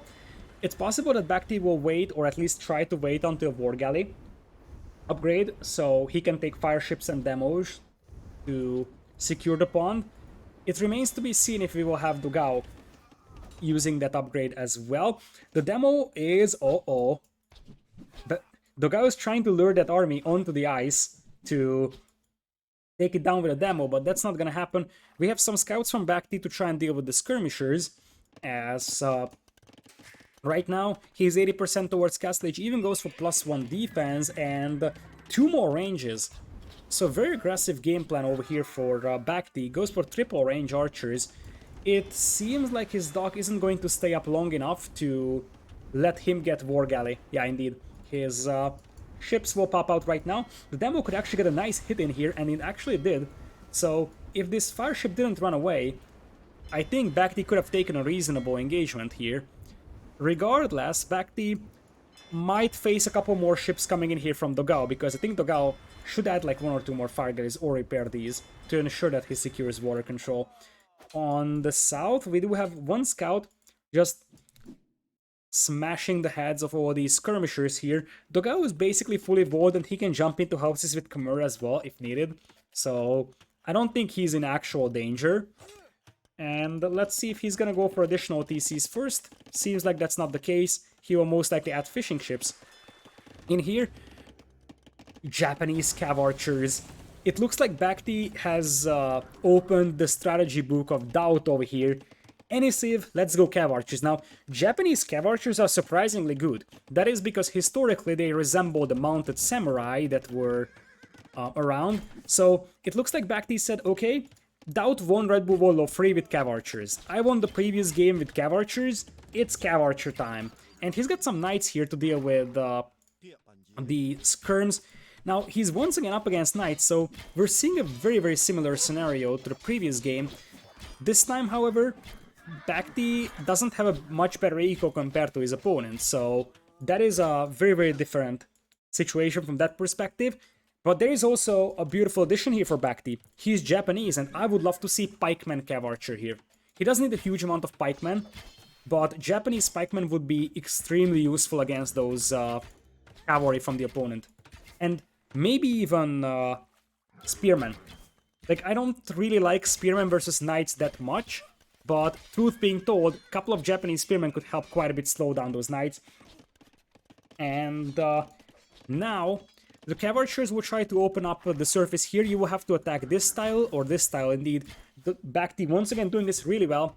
He's using the hill advantage here with the cav archers. So you take this hill, and you don't attack this style, because that's even ground. You attack this style, which is downhills, or this style.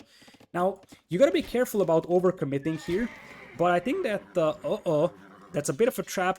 So once again, BacT is gonna have to disengage. He also has 1 pierce armor on those cav archers, something that he was missing for the previous game.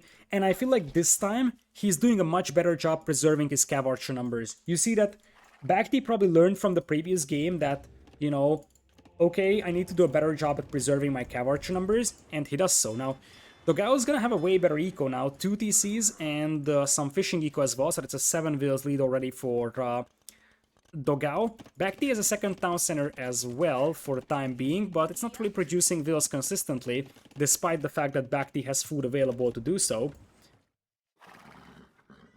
And the main problem that the Japanese cav archers, or any cav archers, will face here is that you're up against Khmer scorpions. And those are actually pretty beastly, especially with extra range. Another scorpion pops out, but still, cost efficiency of these fights will be here for BacT. All he needs to do is just make sure he doesn't lose his cav archers, and he can heal them up later. Dogao wants a big trap here. He tries to cut off the escape path from the left side with the knights, force an engagement, and then simultaneously surround the cav archers from the right side with some scorpions. So, as much as I praised BacT for preserving his cav archer numbers, all of that could be gone now, as 2 cav archers bite the dust here. I don't see any monks. There is the first one for BacT to get some conversions in, and some knights could also work out for BacT, because his opponent only has knights, and by the time the opponent's knights kill your own knights, you can snipe down those scorpions nice and easy. And the other thing that BacT indeed needs to do is just be active with the cav archers, try to raid as much as possible. I love this knight here. A sneaky knight on the gold mine will prevent a TC here, and you see that Dogao has to run away from this one. He's going to lose 1 or 2 vills here, and he's gonna have his TC delayed here quite heavily. So 2 vills down, and now the cav archers will try to harass the back of that wood line.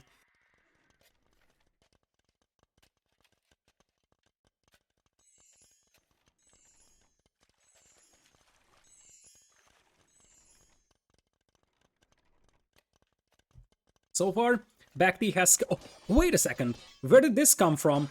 I was looking away for a moment, And I was like, where are Dogao's knights at, and what is that big blue blob in the middle of BacT's base? Dogao takes the initiative here, and he seems like he will just run past the TC. He already did this once with the scouts in Feudal Age. He will do it again. And now that is a disaster for BacT. He's gonna have to run away, and the entire game plan with Cav Archers lives and dies with hit and run attacks. And you can't hit and run if you're just getting your food eco overrun by knights. Now, truth being told, these knights are now trapped in here. So, because of that, the Cav Archers could clean them up, and BacT lost a couple of vills. That is totally true. The knights will survive. This was a great one then from Dogao. He pretty much single-handedly destroyed the food eco of BacT with a couple of knights over here. Obviously, BacT can go back, but that was already a massive advantage. Let's go back to the live feed. So, while this was happening, this allowed Dogao to push up here in the middle, and he's going to take down the siege workshop that's meant to create mangonels, and those mangonels are essential to deal with elite skirms, because one thing that Dogao didn't have in the previous game was elite skirms, and the siege workshop will go down before the mangonel would pop out, and now I like knight and elite skirm a lot more here for Dogao, especially if you consider that he has a 10 vills lead. We also have some knights on the way for BacT to deal with those skirmishers, but still, this is a beautiful surround here for Dogao. Ballistics is just now coming in for a yellow player, and as I said, this time Dogao knows that he's got the better economy, and BacT has to delete the house here and try and fall back even more so, but the elite skirms are just firing over the group of knights, and eventually the Cav Archer numbers are actually dropping quite heavily here for BacT. He's the one under pressure, and while this sort of aggressive play didn't work out for Dogao in the previous game, this time it actually seems to work really nicely. So, better eco for Dogao by far. He's also got the power of Khmer farming, and his unit composition seems to be a lot better as well. BacT is working towards a defensive castle over here with 4 on stone and 600 in the bank, but I don't even know where that defensive castle could go up, because there's so much surface area to attack here. Nice mangonel shot there from BacT. And another decent mangonel shot comes in here. That was an uphill attack from the mangonel of Dogao. That's why it took 2 hits to take down that mangonel. And this was a decent engagement over here for BacT, but he still doesn't have a good answer to those elite skirms other than his own mangonels that seem like they will just be sniped down by knights. And now you can just detach a couple of knights exactly like Dogao is doing. He just pushes back the Cav Archers with a couple of knights and then detaches some to get a couple of vills intercepted, and he's just gonna focus all on the vills. That's like 4 or 5 more vills dead from BacT, and Dogao knows that, okay, I can commit against this one because I have so much eco that I can just afford to be a little bit inefficient but destroy the opponent's economy, and he's right. So Dogao took some inefficient fights here, but the result still is that he killed 18 vills overall in this game, and his opponent only killed 4, and now he's got knights at the back of the opponent's eco.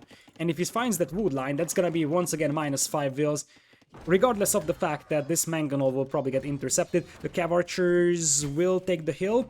Let's see if these mangonels will get some shots in. Apparently they will miss their first shot, but I mean, at this point, Dogao is stomping BacT's eco. It is going to be 101 vills versus 66. And, like, look at this mangonel's gonna get sniped down. Dogao is out here for blood after the previous game. And if you think about that, the previous game would have probably played very similarly had Dogao not lost that many vills in Feudal. But he was set back for the majority of the game, and he wasn't able to just overrun his opponent with knights and siege. This time, he was successful doing so. And boom, Dogao takes game number 5 over here, moving him to match point. This was Dogao's home map, so it was somewhat predictable that he's gonna win. But this is going to be BacT's last home map that we're going to play now. And if BacT loses that, then... or if BacT loses that, he's out. If BacT wins it, we will go to the final game, which is gonna be Dogao's home map. So it's an uphill battle from now on for BacT. He's playing well, but I think Dogao understands that he needs to be super aggressive and just commit against the Cav Archers before the Cav Archer numbers grow big enough. This time Dogao's game was probably way better than his opponent's one in terms of execution. BacT wasn't really able to influence the game that much for the majority of the game. He never was really on the offensive. He had some nice attacks, but for the majority of the game, it was Dogao who was the aggressor in this one. And really, the Knights running into the eco was a clutch move from Dogao. He ran in here, pretty much idled 20 vills very easily, and that allowed him to push up against the Siege Workshop. When the Cav Archers weren't here, he could take down the Siege Workshop with the Knights. That allowed the Elite Skirms to stay alive because there was no Mangonel support from BacT. And now, with Mangonels on Elite Skirms, you're gonna have the TC slowly going down, and BacT just understands that he's got no answers to like Knight and Elite Skirm, especially because Dogao is having a crazy eco behind this one, so almost double the vills for our red player. And now we will add the score to Dogao here. I think when I don't know if I said anything about my predictions for this set before I actually started casting this one. At the beginning of the day I did.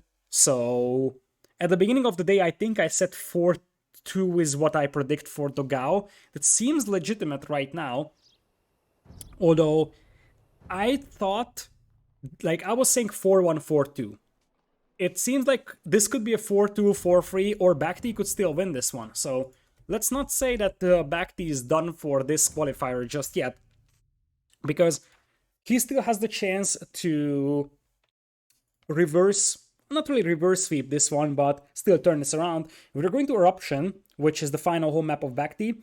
Speaking of civilizations, we are going to cross out Khmer for Dogao and Japanese for BacT.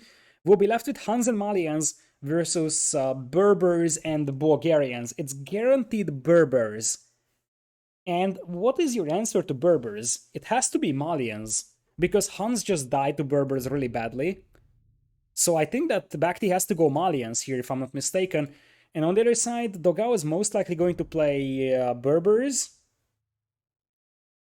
Oh, Aztecs. Oh, true. We have 3 civilizations remaining. I forgot about that. Yeah, Aztecs for BacT could work, but BacT is going to have to be very aggressive here, because we're going to have an Aztecs versus Berbers matchup over here.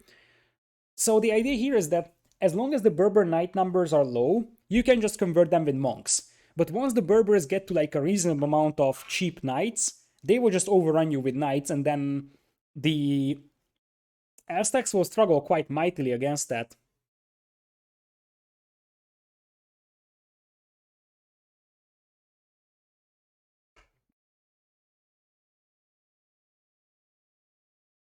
Alright, so we have a 1-minute countdown remaining over here, and then we will jump into game number 6 of this set.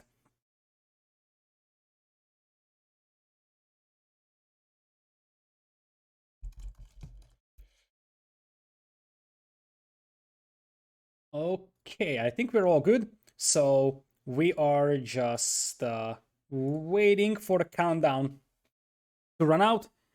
If Dogao wins, he's in Redbull Wololo 4. He wasn't able to play in Redbull Wololo 3 main event because he lost in the first qualifiers to Doubt, who ended up winning the entire tournament, and he wasn't available to play in the second qualifiers of the event because he had some family stuff, I think, that weekend. So because of that, we didn't see Dogao at all in Redbull Wololo 3.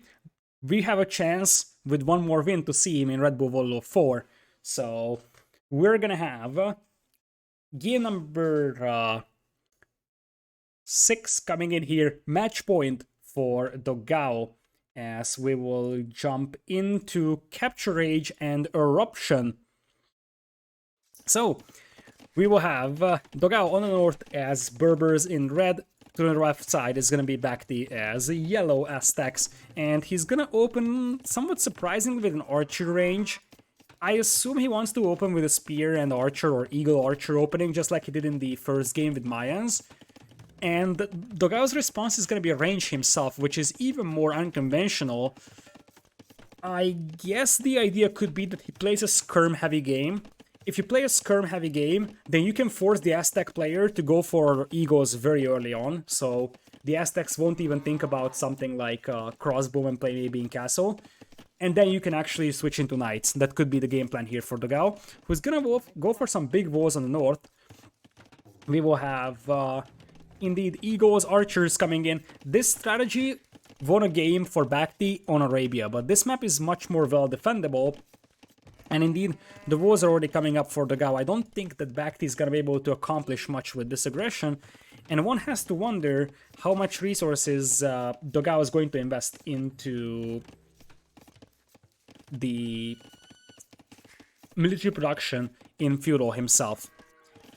So for now, it looks like BacT is just getting this army out for some map control.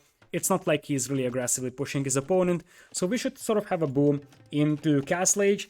And considering how aggressive Dogao has been playing in the previous games, I would think that a triple stable knight production is actually a possibility for him.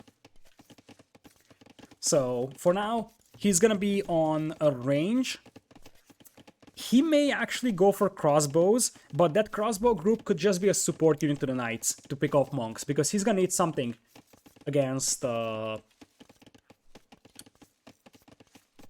monks of the opponent.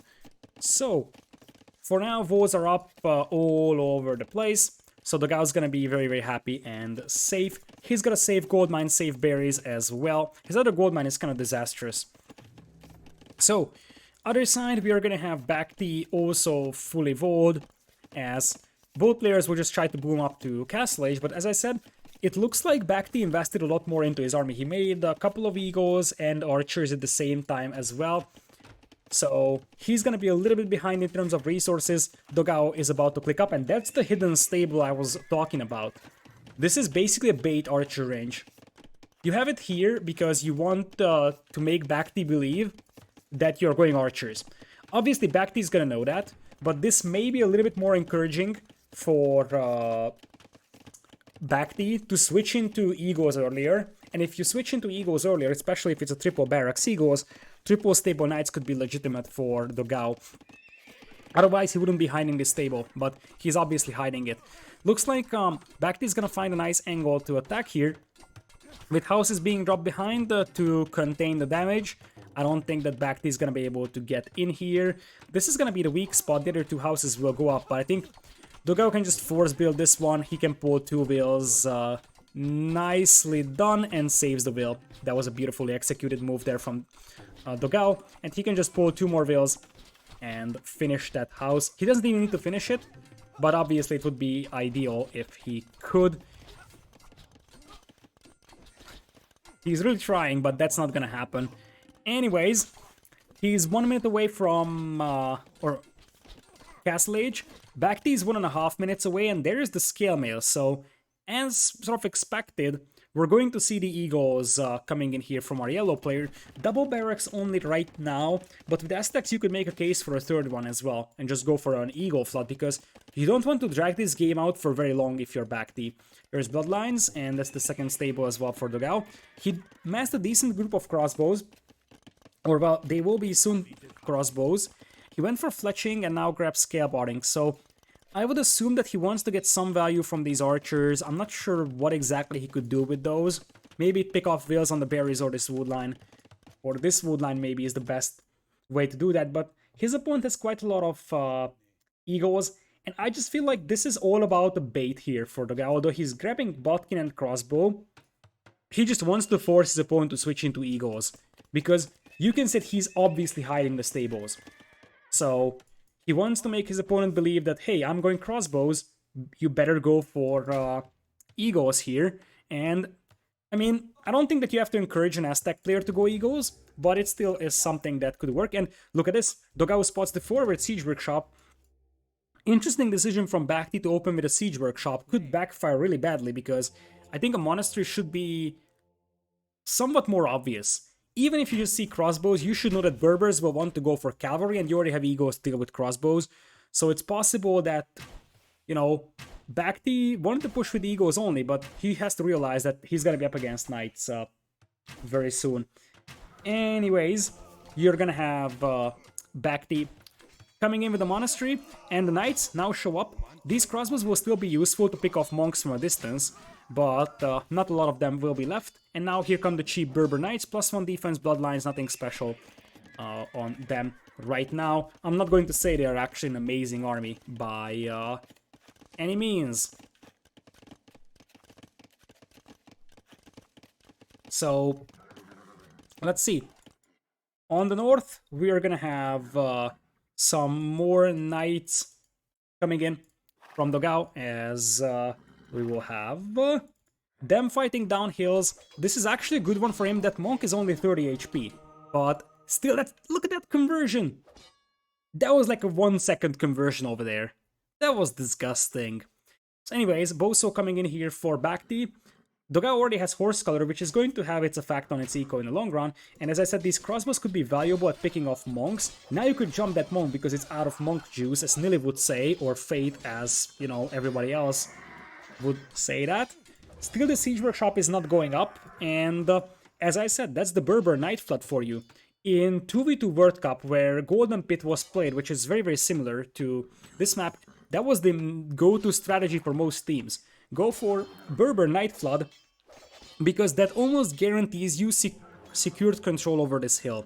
And the only way that you stop that, how did this... Dogao! He actually let that Eagle bash his way through that wall, and that Eagle stabbed down 2 wheels. That's gotta be very frustrating, man. I mean, it's not really a big deal at this point for him, but every single bit of an advantage matters. So I just feel like it would have been way better if Dogao, you know, avoids that disaster. Now, he's taking out the monastery, and if that monastery goes down, suddenly BacT is gonna be in trouble making monks. In fact, he's already in big trouble. He's trying to tech into pikemen, and he's got +2 defense for those pikes as well, but pikemen need good numbers, and it takes a lot of time to get to good pikeman numbers. Even though he's got 3 barracks, his opponent has a lot of cheap knights. I only see double stables, and honestly, it kind of feels like BacT is a little bit surprised that he's seeing knights here, because it kind of felt like he was unprepared for this. Maybe it was too much mind games, and he was like, oh yeah, Dogao knows that I'm expecting knights, so he's trying to surprise me with crossbows. But no, it's just Berber Knights, and boom, they overrun your Spearmen, and I think this might be BacT's end here in the first qualifiers of Redbull Wololo 4, because last time I checked, 7 army is not going to be suitable for stopping that many knights, as they just kill the gates over here, and from this point on, Dogao can just keep sending in knights to the opponent's economy, and BacT will just have to scramble for defense. BacT held on against Dogao for a while, but it very much seems like Dogao is going to be able to take multiple home maps away from the opponent, and I just don't see BacT coming back into this one now. Like, 38 vills, half of them being idle, and just more and more knights will come in. You see that they will just trickle through the middle of the map, the remaining pikemen get intercepted by crossbows, and now Dogao actually starts adding crossbows again, because he knows that, hey, my opponent is full pikemen, might as well go for crossbows and just pick them off from a distance in this one. And Dogao, at this point, he can just commit against this one. He's gonna be like, okay, it's a couple of pikemen, sure, I will lose some of my knights, but the cost efficiency of these fights are still on the side of Dogao. So every single vill he takes down, it's gonna be harder and harder for BacT to replenish his army, and indeed, BacT understands that those knights running into his eco will be the end of his run here in Redbull Wololo 4 first qualifiers. Dogao, after missing out entirely on Redbull Wololo 3, now he's gonna be there at the main event. Very convincing games overall from him. 4-2 scoreline versus BacT, and with that, we are gonna have the second player in from the qualifiers in the main event of Redbull Wololo 4. BacT is gonna have a chance to retry next week, and I have to say that BacT played really strong. So there is no shame to losing to Dogao, and because Dogao is a very, very good player overall, and BacT played strong. So BacT is gonna be one of the candidates to qualify next week. That's what I'm thinking. So it's possible that BacT will still be there at the end, but For now, he's gonna have to wait at least one more week to safely say that he's going to participate Red Bull Wololo 4.